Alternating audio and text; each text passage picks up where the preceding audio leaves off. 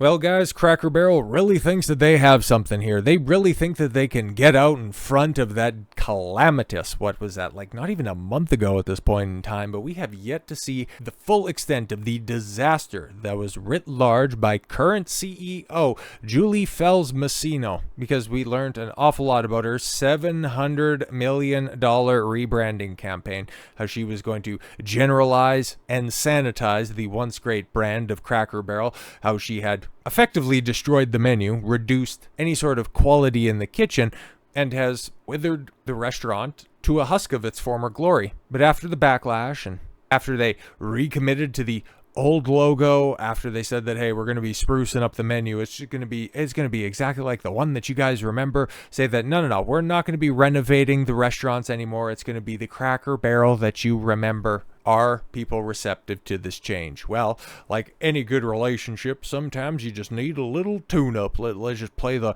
little commercial in the background right here as we got people taking down the logo. And oh, see, look at that! All of a sudden, now you got white guys doing stuff in your commercials. But I thought you were all about DEI and inclusion and making sure that proper representation was there. It's very interesting, huh? Now all of a sudden, yeah, we're just gonna go back to the things that made us all fall in love again in the first place. Yeah, see, because we kept all this stuff knowing that, we'll just go ahead and, we'll listen for all of that public support that we apparently had such positivity around when we announced all of these changes. But no, we'll just keep them in storage right now, because if this was something that we announced a few years ago, you might have got away with it. But at this point in time, it was always stupid, but it's even more stupid right now with your inability to read the room. Because even if you just simply look, because this came out Monday morning, 5.4 million views. And what's the first thing that you see under that post? Not going back until she's fired. I'm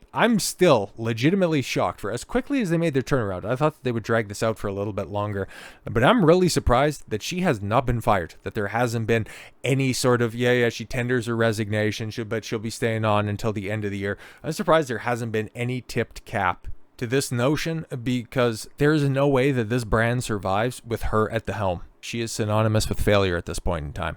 Because honestly, she has done nothing. She has done nothing to turn around this company. I don't know if she sold them on like a 5-year plan or something like that, by just sterilizing the product that would somehow make it stand out amongst the rest of the competition. Like, none of it makes sense. But yeah, as people are pointing out, Cracker Barrel, thank you, but still not enough. Fire your woke CEO. Restore all the stores you have messed up. Stop microwaving frozen food and return to cooking fresh food. We, the people, do not like being fed trash. And so yes, Cracker Barrel restores original signage logo after historic backlash, but is it too little, too late? But yeah, they posted the video of all that stuff. We just went over it. August 21st.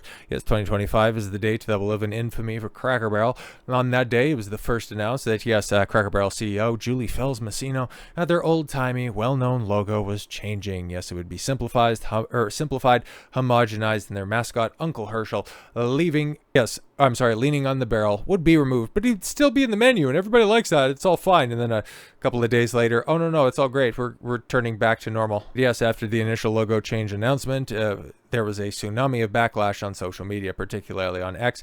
Betrayed Cracker Barrel fans felt that the removal of Uncle Herschel was an attempt to be overly woke. Now, as I, summarized it before, I just kind of think that it's the same type of corporate slop we have seen from everybody else out there, just making a logo that looks better on a corporate header as opposed to something that has image of the personnel. And if you can appeal to everybody, therefore you think that you can have more access to more available money, but that never works out at all whatsoever. Others question, yes, whether the company was changing its core values, which, yeah, that's I think a little bit more of a pertinent conversation to have. There were quite a few comments expressing anger at the change and nostalgia for the original logo. Dr. Lucien Wolf made the following comment about the change. Okay, they didn't just change a restaurant, they destroyed a piece of Americana. What families built over decades got gutted by corporate vandals. Question is, how much is America's soul are we going to let them strip back next? And that was the tip of the iceberg. And when it came to the backlash that uncovered a multitude of changes that ostracized their loyal customer base and changes that cost the company very bigly, but yes, a $700 million mistake. The egregious error, and that might be the nicest way to put it. Cracker Barrel's website displayed a page of organizational groups the company was supporting. A lot of gay groups that were out there, a lot of rainbow dildos, a lot of dildos. It was very degenerate, but then it was gone. So yes, that's obviously one big issue that very much runs counter to the core customer base of Cracker Barrel, but the other, of course, is the food. It's been unearthed through several employees coming forth that Cracker Barrel changed their cooking methods from fresh, cook from scratch biscuits to frozen, reheated, and microwave day-old fare.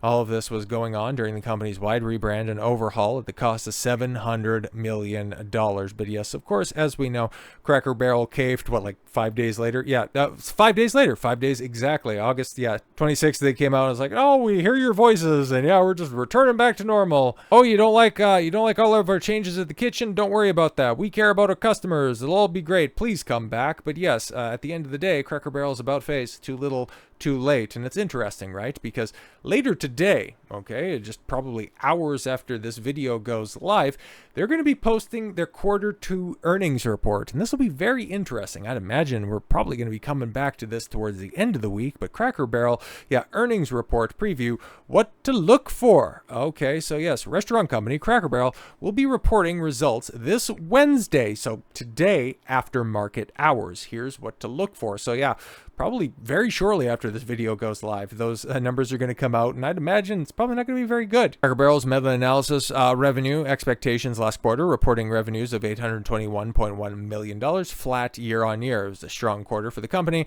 with beats of analysts, EPS estimates, and an impressive beat of analysis EBITDA estimates.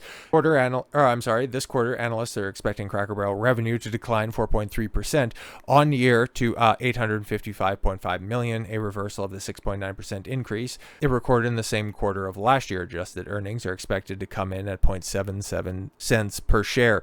Keep all of those numbers in mind when we eventually revisit this. The majority of analysts covering the company have reconfirmed their estimates over the last 30 days, suggesting they anticipate the business to stay on course. Heading into earnings, Cracker Barrel has missed Wall Street's revenues estimates 4 times over the last 2 years. So half of their quarterly earnings, because that's what 4 is over the past 2 years, have come in under estimates. Do you think it's going to change this time around?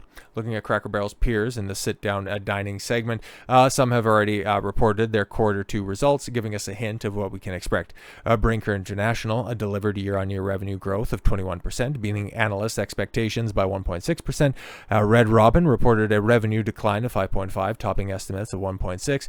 Brinker International traded up 1.8% following the results, while Red Robin was also up 1.7%. And so on Monday evening, as I record this, 52.39 per share for Cracker Barrel. That's where it sits after trading on Monday. What's it going to look like on Wednesday? What's it going to look like on Thursday when the markets open? Well, we'll probably take a look then, and we'll see. We'll see how much longer Julie Felss Masino stays in as CEO for a dying company that she hastened its downfall, or if the about face ended up paying off. I know if I was a betting man, I know where my money would be, and it wouldn't be anywhere near Cracker Barrel at this point in time. So with all that said, thank you all very much for the gift of your time. I've been Don Consuelo. I want you to follow your gut and get after it. Take care, everyone.